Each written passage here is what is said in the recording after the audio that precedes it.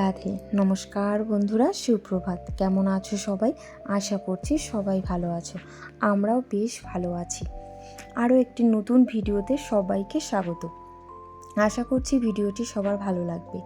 Husband আজ অনেক দিন পর অফিস যাচ্ছে, তাই আজ সকালটা আমার একটু অন্যরকমভাবে শুরু হলো। রোজ আমাদের হাউসওয়াইফদের এক রুটিন মেনে চলা সম্ভব না। হাজব্যান্ডের অফিস থাকলে আমার সকালটা অবশ্যই এইভাবেই শুরু হয়। পুঁটি মাছের টক আর পাট শাক ভাজা এটা করেই হাজব্যান্ডকে দিয়ে দিচ্ছি, কারণ ও 8টার মধ্যে বেরিয়ে যাবে আর এক গ্লাস ছাতু আর ডিম সিদ্ধ খেয়ে যাবে। হাজব্যান্ড বেরিয়ে গেল 8টার মধ্যে। এবার আমি বাকি রান্নাটা করব। বড় মেয়ে পনির খেতে খুব ভালোবাসে, তাই পনির করব। হাজব্যান্ড পনির খেতে পছন্দ করে না, আর এখন তো খাওয়া একদমই বারণ। মেয়ে স্কুল যাবে, মেয়ের টিফিনে দেবো একটু ঝাল সুজি, আর আমি আর ছোটো মেয়ে সকালে ঝাল সুজিটাই খেয়ে নেব। বড় মেয়ে সকালে ভাত খেয়ে যায়। পনিরগুলো কেটে নিলাম, একটু নুন মাখিয়ে রেখে দেব, তারপর ভেজে নিচ্ছি। আদা জিরে বাটা দিয়ে রান্নাটা করব, আর এদিকে ঝাল সুজিটা করে নিচ্ছি। সকালে তো প্রচণ্ড তাড়া থাকে, তাই রান্নাটাও একটু তাড়াতাড়ি আমাকে করতে হয়। সুজিটা আমার হয়ে গেছে। যেহেতু ওরা বাচ্চা, তো ওই জন্য একটু চিনি দিয়ে দিলাম। একটু মিষ্টি মিষ্টি হলে বেশ ভালো লাগবে খেতে। আর আমি একটু রান্নায় একটু হালকা একটু মিষ্টি দিতে পছন্দ করি, তবে সব রান্নায় নয়। মোটামুটি রান্নাটা আমার কমপ্লিট হয়ে গেছে। এবার আমি গ্যাসগুলো একটু মুছে নিচ্ছি, রান্নাঘরটা পরিষ্কার করে নিয়ে তারপর ছোটো মেয়েকে ডাকবো। ছোটো মেয়ে একটু দেরি করে ঘুম থেকে ওঠে, আর ও যদি একটু দেরি করে ঘুম থেকে ওঠে তাহলে আমার সব কাজগুলো মোটামুটি হয়ে যায়। এবার বেডরুমটা পরিষ্কার করে নিয়ে তারপর ওপরের ঘরটা পরিষ্কার করব। দেখবে ঘরে ছোট বাচ্চা থাকলে ঘর পরিষ্কার রাখাটা খুবই কষ্টকর, তবুও চেষ্টা করি ঘর পরিষ্কার রাখার জন্য।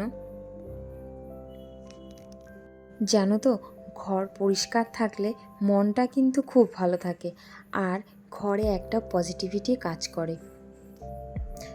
ছোট মেয়েকে এক শাশুড়ির কাছে দিয়ে আসবো, কারণ সকালবেলার খাবারটা শাশুড়ি মেয়েকে খাইয়ে দেয়।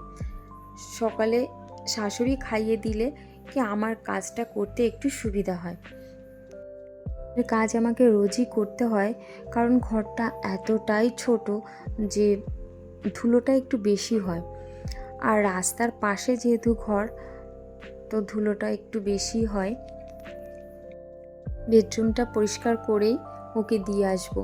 আর যেহেতু আমি ভিডিও করছি, ও আমার কাছ থেকে সরতেই চাইছে না। তো আমি একটু বুঝিয়ে বলছিলাম যে তুমি চলে যাও, তোমার টাইম হয়ে গেছে খাওয়ার। তো ও বললো আচ্ছা ঠিক আছে মা। আমার হাজব্যান্ডের যে প্রবলেমটা হয়েছে সেটা আমি তোমাদেরকে বলেছিলাম, তোমাদের সাথে আমি শেয়ার করব। তো সেটা জুন সকালবেলায় প্রচণ্ড ঘাড়ে ব্যথা, পিঠে ব্যথা করছিল। তো আমরা ভেবেছিলাম হয়তো স্পন্ডালাইসিসের ব্যথা। তারপর সবাই মিলে শ্বশুর শাশুড়ি দেওর সবাই বলল যে নার্সিংহোমে নিয়ে চলো। তো আমাদের পাশেই একটা নার্সিংহোম আছে, ওখানে নিয়ে যাই। ওখান থেকে রিপোর্ট করার পর আমরা জানতে পারি যে হার্ট ব্লক হয়েছে। তারপর ওরা আমাদেরকে অনেক 90 মিনিট টাইম দেয়, যে 90 মিনিট টাইমের মধ্যে ওটি করতেই হবে। তো আমরা ওখান থেকে ওরা ট্রান্সফার করে দেয়। ওখান থেকে আমরা রাজারহাট নিয়ে যাই, রাজারহাট লোটাস হসপিটাল। ওখানে সাথে সাথে ওরা ওটিটা করে, দুটো স্টেন বসানো হয়। তো তারপর মোটামুটি ঠিক হয়ে যায়, বাড়িতেও চলে আসে। কিন্তু ওরা ওখান থেকে আমাদেরকে বলে দিয়েছিল যে আর একটা 90% ব্লক আছে, সেটাকেও আমাদের স্টেন বসাতে হবে। তো সেটা নিয়েই এখন একটু টেনশানের মধ্যে আছি।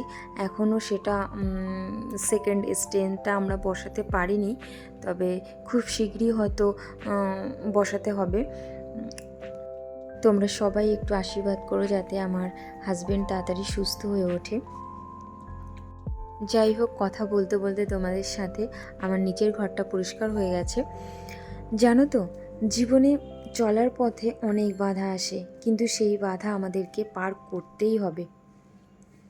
তাই সবসময় বিপদের দিনে শান্ত আর ধৈর্য নিয়ে আমাদেরকে কাজ করতে হবে, তাহলেই আমরা জিততে পারবো।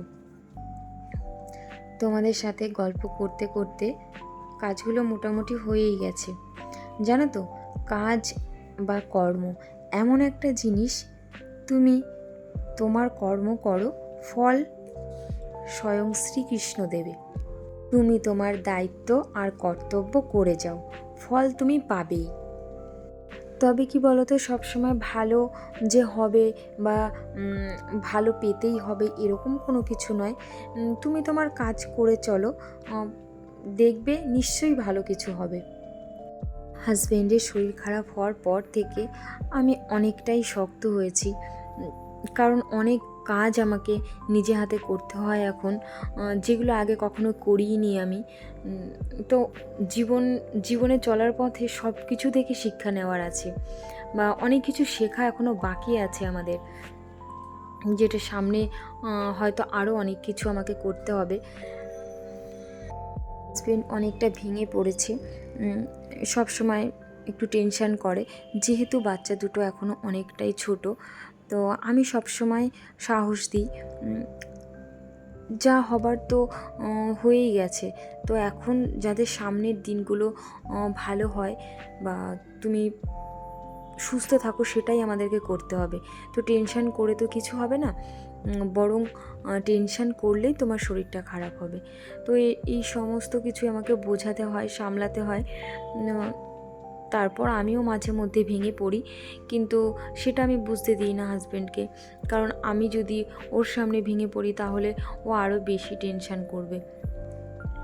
তো দিন ধরে খুবই টেনশানে ছিলাম, তাই নিজেকে সেভাবে আর সময় দেওয়া হতো না। তো আজকে যেহেতু হাজব্যান্ড অফিস গেছে, তো এখন অনেকটাই ভালো আছে, তাই ভাবলাম নিজেকেও একটু সময় দিই, তাহলে আর একটু ভালো লাগবে।